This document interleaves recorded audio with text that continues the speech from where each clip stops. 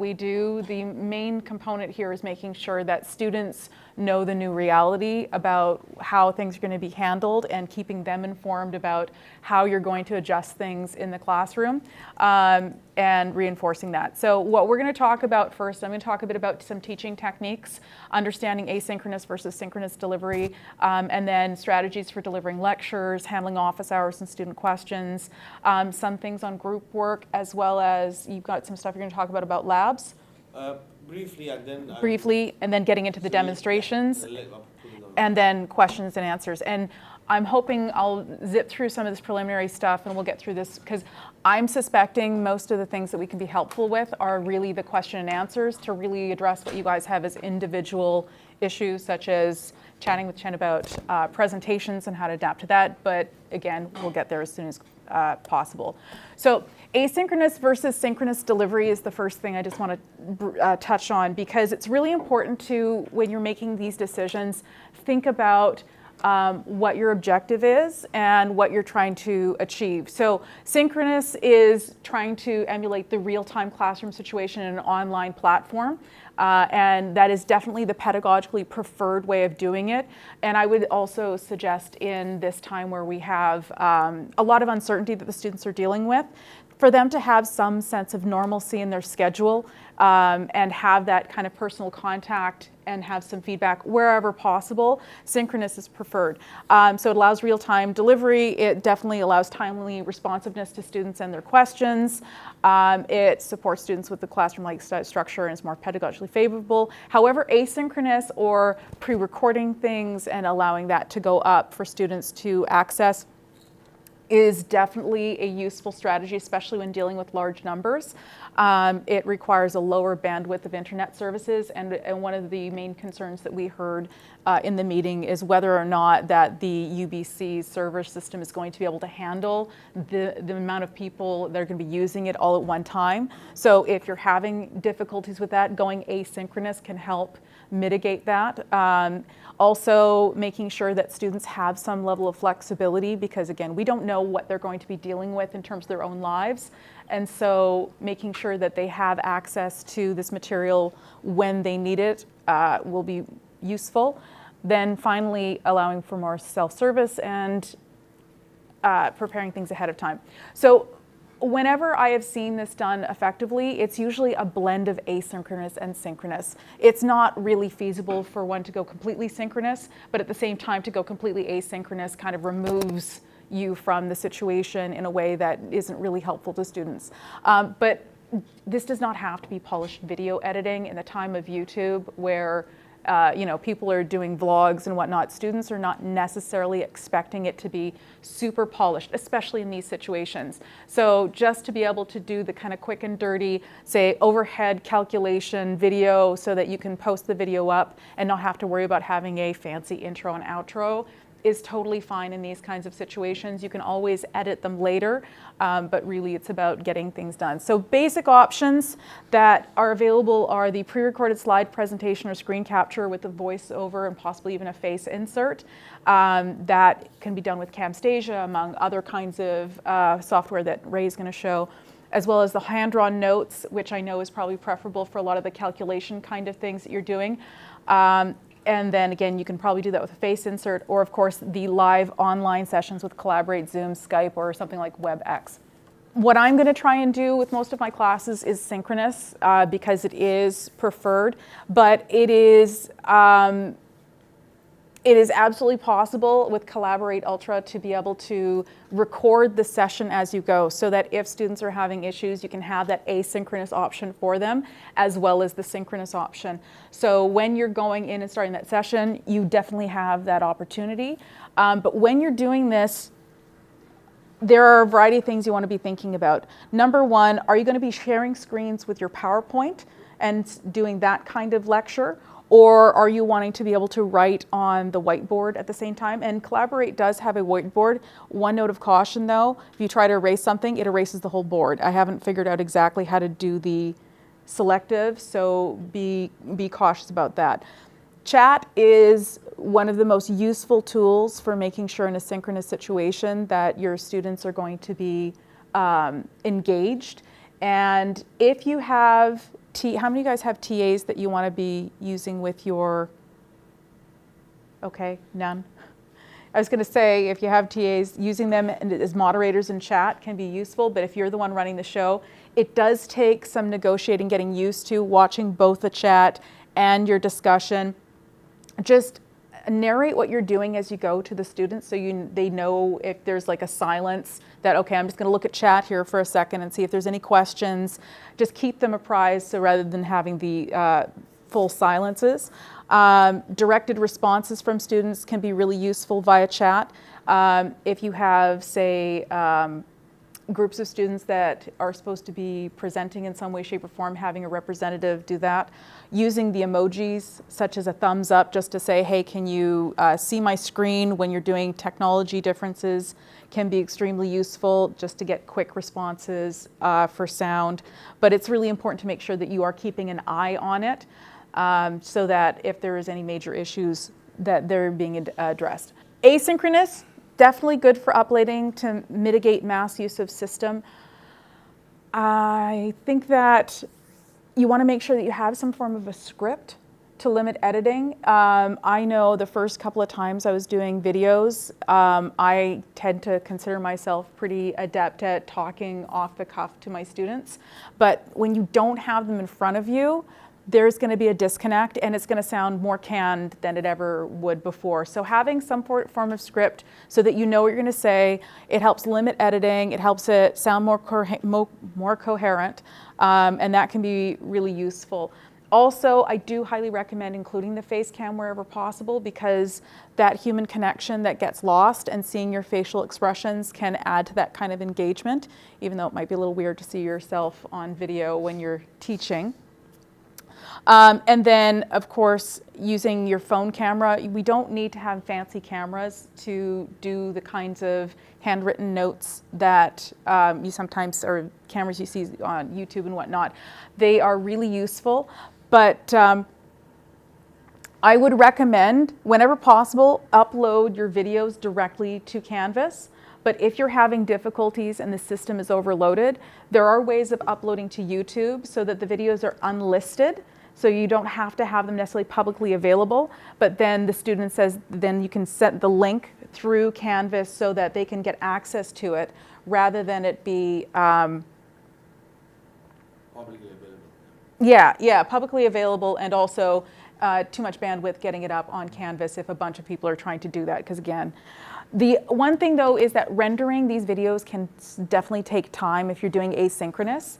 And so you want to be prepared for that when you're doing these videos, to make sure that you leave an hour, 2 hours. You're not trying to do it on too fast of a timeline. I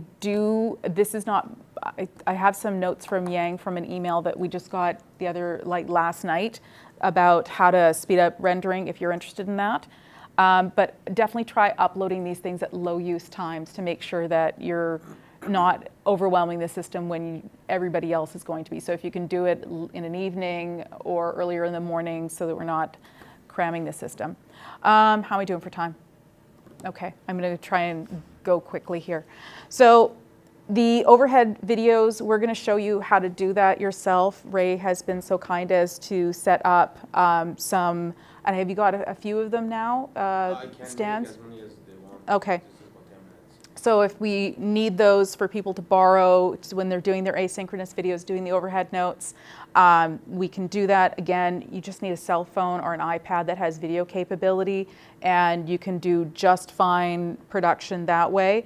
I do recommend that you download to your computer right away regardless. I do know these files are going to take up quite a bit, and then erase it off your phone, because a lot of phones only have 8, 32, 64 gigs, and these videos take up a lot of space very quickly. So don't store your files there, and then use Camtasia, or if you have something else you're more comfortable with, and edit them as much as you want. I do have an example of one I did where I did this with an overhead video at time, but I will wait until after we've had a chance to talk. As for dealing with office hours, you can certainly have both synchronous and asynchronous office hours. So setting up a session in Collaborate Ultra so students can just get access to you. Or if you're, say, teaching repeat sections of the same material, you might do part of that time as asynchronous lecture and then part of it with a synchronous discussion point, and use that flipped classroom model can be a really useful way to kind of manage student questions that way. An excellent asynchronous strategy I've seen used very well in online education, I feel like I'm blasting through this stuff so fast, is using we call it the office, and it's having an asynchronous discussion forum where students are directed to send questions that are of a non-personal nature around the course. So not their grades, not they're having personal issues, but if they have questions about the course material, or where do I find this on the website, or when is this due again? Getting them to send it all to this main discussion group, and I use this on a regular basis even when I'm not doing online specifically, because it allows for students to self-serve. So if they know that this is where these questions are going to be, they can easily search it, they can find their own information, and they can also answer those questions before you have a chance to check it. Or if you have TAs who have access to this, you can get them too. But this is a way of kind of mitigating too many of the same email that you are likely going to get about the same kinds of questions. And then also, and Yang has used this for many years, but if you know that there are common technical questions, say problem sets they have difficulties with, starting a compendium of video answers to those kinds of things can help mitigate some of those questions that you might get, so you don't have to work through them all the time with the students, and then they're going to be more directed to ask specific questions about those issues. Group work, you can certainly do group work online. And I have, again, Collaborate is one that I haven't worked with as much. I've done this in Skype, but typically one great way of doing group work, especially if it's a smaller class, is to have the students break out into their own rooms. Now, Collaborate has it built in already, but if you're not using that, if you're using Skype or Zoom, what you can do is either set up the rooms, or when they set up different Skype sessions, they invite you as the instructor. So then during class, you have a together time, then you say you're going to break out into groups and do whatever exercise for a set period of time. They set up the rooms, or they're already pre-set up, they go into them, and you can then, if you're invited to all of them, go in and check with them. It's a way of making sure that they're getting that kind of more individualized attention while still being able to then pull out and come back to it. Or if it's too many groups for you to do that, you can have them at a set time come back into the main room and report back with the findings from one person from each of those individual groups, so that can start more of classroom discussion, more interaction, or questions that might have arisen. But this idea of think, pair, share, and using those online groups can be a way of kind of varying the techniques that are going on there. The only other thing I wanted to just mention is that we still don't know what's happening with the exams yet, exactly how that's going to work. I know that Canvas and Collaborate do have ways of locking out computers if that's something that we want to be doing. But again, I would be waiting for a directive from UBC officially before making that kind of decision. Ray? How many of you guys use like online tools? Have you ever, okay? There are different levels that you can address this. You can go as simple as embed your voice on PowerPoint. That's exactly what you need. So you imagine you're having a lecture, so you flip and talk. That's very basic. To as complex as you have 3 videos from 3 different sources with the picture, with other videos embedded there. So it depends on how far you want to go. I suggest, because of the fact that this is a short notice, it's very inconvenient for you and for your students, do it dirty simple. So everyone knows how to use your cameras, like in your phone. I made kind of very simple device, and it costs about $30. And I show you, I can make as many as you want, and there is a video actually Sam kindly has recorded. So I went to the Home Depot, $5 this.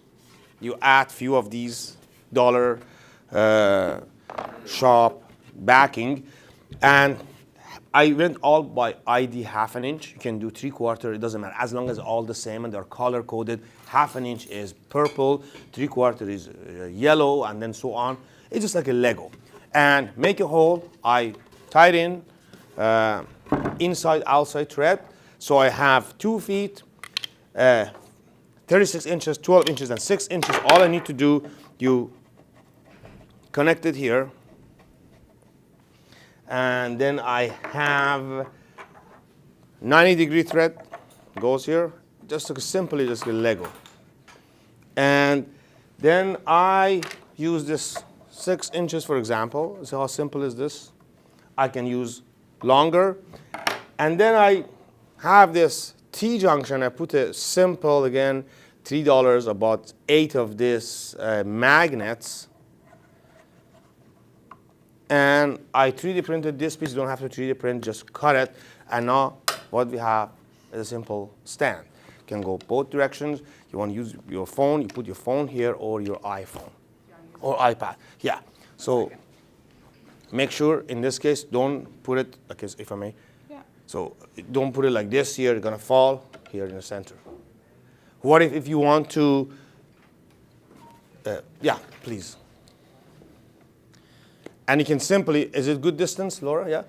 You want to make it less, more, zoom in, zoom out. So I would do that, Yeah, and then zoom in. Oops. Yeah, so that's the thing. So if you want to do like this, then you can move this one. Okay, You know what I'm I see what saying? you're saying, yeah. That's very, like this. But it needs to zoom in. Yeah, zoom in or out. Yeah. So that's exactly that. So if you want, this is the simplest thing. If you want a little fancier, then I have added a little feature here, so you can use, for example, and then the good thing about it is, what if I want to go here like this? I don't care about here, I want to put it here. I can do this. If you want more degree of freedom, because in this case, I can only use one direction. What if you want to switch here and there? So $9.99 Dollarama is one of the holders for your console in your car.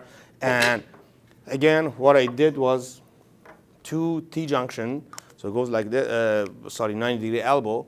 And all I did was I used this pipe and do a stopper with a magnet inside, and there we go. You go like this. Should be enough. And again, I 3D print. It doesn't have to 3D print it. It's magnetic, clip on, there we go. You want to go like this, take it out here, and this gives you variety of degree of freedom. There we go. You can go like this here, 90 degree. You can go like this here. It does the job. $40.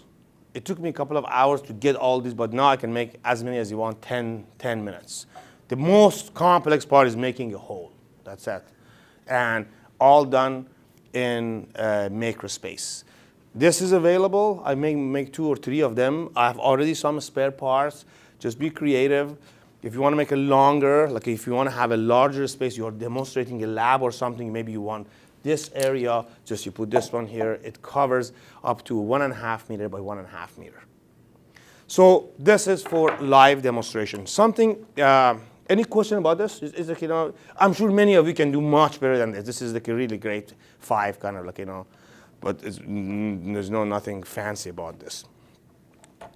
So now I'm just about to finish about an hour-and-a-half video, put it online, but I'm just going to get simple stuff. How many of you know how to use, put voice on a PowerPoint and make it like a video?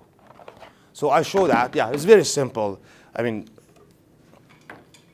I have an example here. How are we doing time? Good? So far, yeah. Yeah, if I may just get. The sooner we do this, the Yeah. sooner we can get to questions.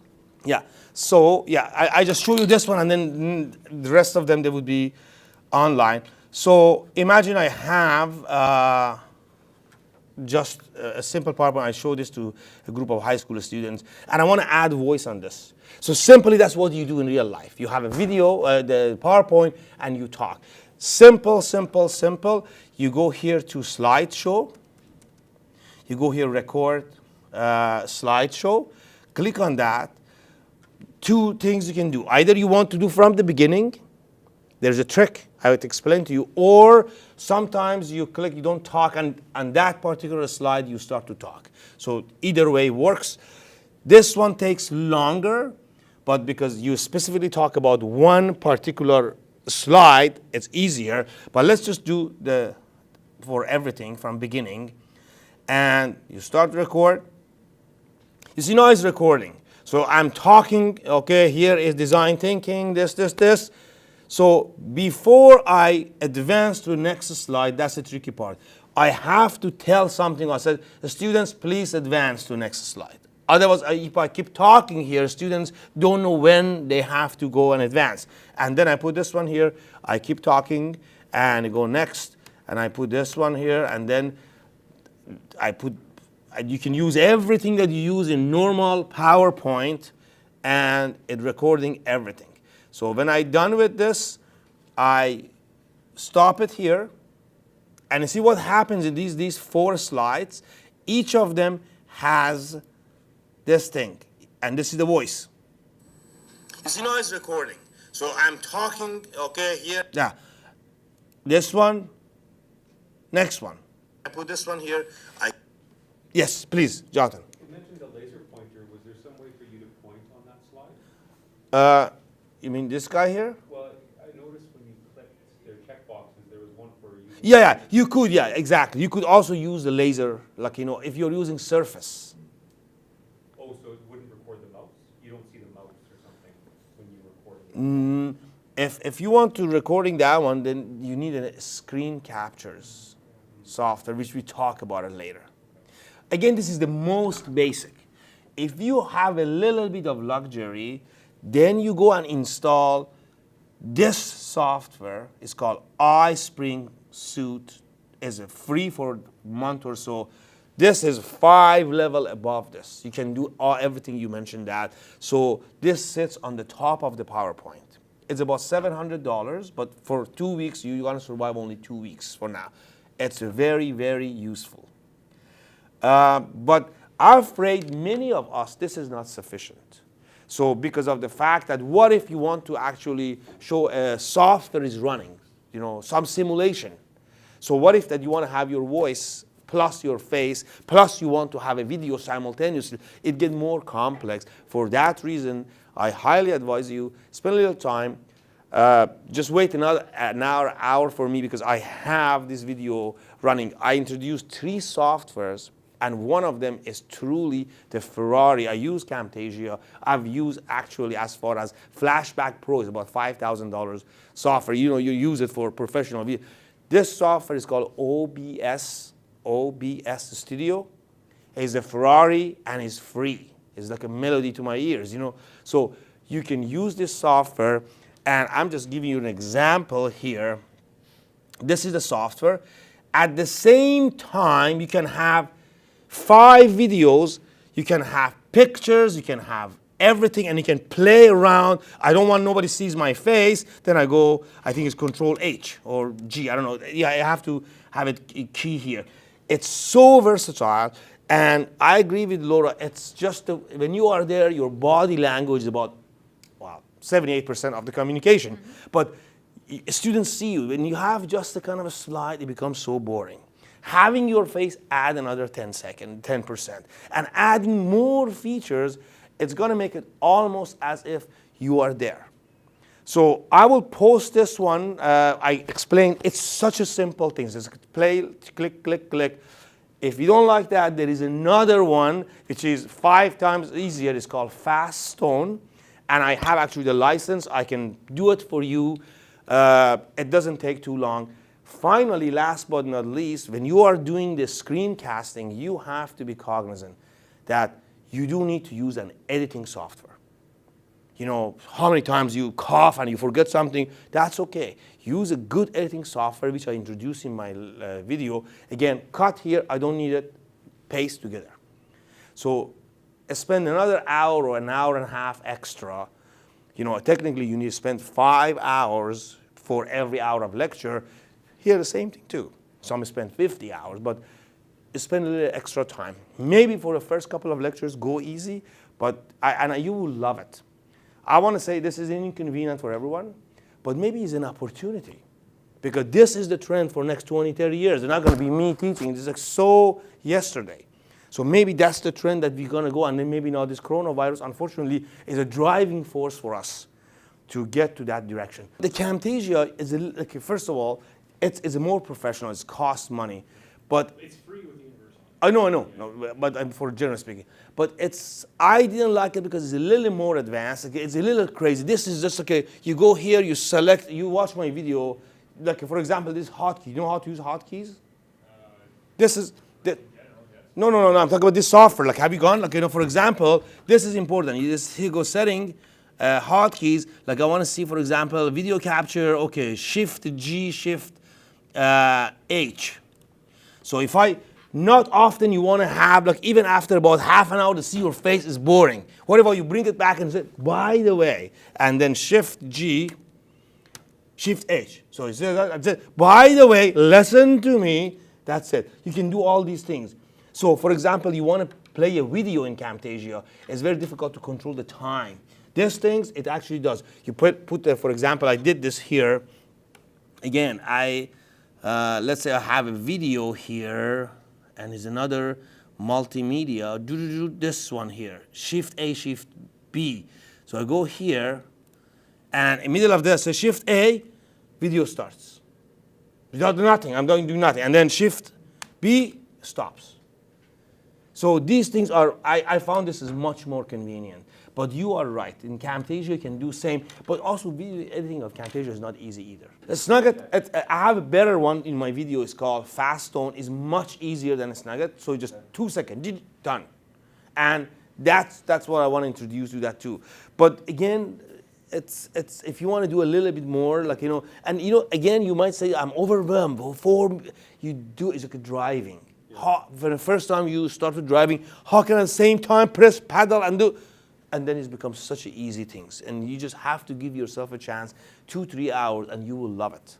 So, but yeah, Snugget is something very simple. I talk in my video. I have another one, which is Fast Tone. Again, I have the actual license if you need help. By the way, if you need help, you don't have time, luckily or unluckily, I'm supposed to be in China, I'm in my sabbatical, I have time, I can help you. I can sit down next to you or remotely to help you out with anyone that you say, I don't know how to start. Let's just start together.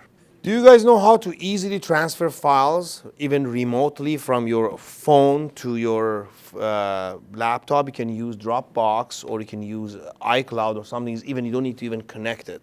But maybe, Fang is better to say, phones are not as safe as laptops. So that's obvious. That's why I never do anything by phone. So you're right. Take it off, put it in the phone, and delete. Also, another way is that use those mini SD cards. You put it on the mini SD cards, and then you have an adapter, put it there, and connect it to this one. It just don't need nothing. And then you can delete it afterward. And even you delete it like a high-level deleting. Because you delete something and undelete it. High-level deleting means you go to the, actually the sector and delete that, So if this is something important. What else? Yes?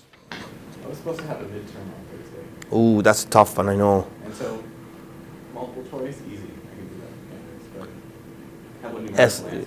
Do you guys have any thoughts on that? Yeah, you can use, but you have to spend more time. So for example, I can maybe introduce you one of my students who works in the badging. You can actually, to be honest with you now, good news, we develop a software, and this software, what it does in Makerspace as a part of my Aspire badge, you write a 2 pages essay, and this software will go and look for different categories of different phrases, like a design thinking, and then it marks it, and it can give, and it's connected to Canvas. So someone submits something. So you want to say that, well, if this is the answer, you have to have 6 times this phrase or this many of this category phrase. It marks it, pass and fail, and connect it to the Canvas. So that was something we do. You can even mark essay type of things. Yeah. Well, actually, that's kind of easy. My problem is numerical questions, where most students might not actually get the right. But then you go the digital, then you have to go step by step. You have to have. How do they upload it? They have to upload a picture of it. Nobody can. They can answer you have a question. What is, let's say, calculate the gravity, and there is 4 steps involved, in a sense, you are giving away the answer, but you can say that step 1, put the number here. Step 2, 3, you are telling them this is the roadmap of calculating, but at this case, if they do some kind of midway, they find the answer, then you get marked. But it's the same thing with any other online, unless you just ask them to upload a picture or something, there's no other way, so it's a numeric. It's a drag, I have to admit. Adapting it to say like a take-home midterm, where then they sit. That's another thing too. That's what I had intended to do. Yeah. I beg your pardon? Sorry, Dr. Mohammed? Yeah, the only thing in take home, actually, I talked to. Yeah, Hawaiian is doing it. The only thing that you should maybe actually tell them, because they are going to do it anyway, you tell them that, why not you work in a group of 2, and then make sure that, and maybe also you can give different kind of questions, like you have, let's say you have 100 students, same question, 5 different categories and different answers, or a little bit of tweak that that these are all of you guys in group A, this is your exam. Yeah, higher level, more like application questions, so it requires them to think a little bit more to take up. Yeah.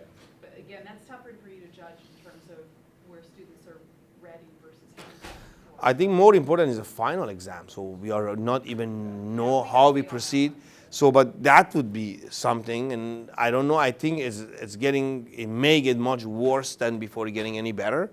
I think the final exam definitely. I don't think they would have the luxury of having students come in. Yeah. No,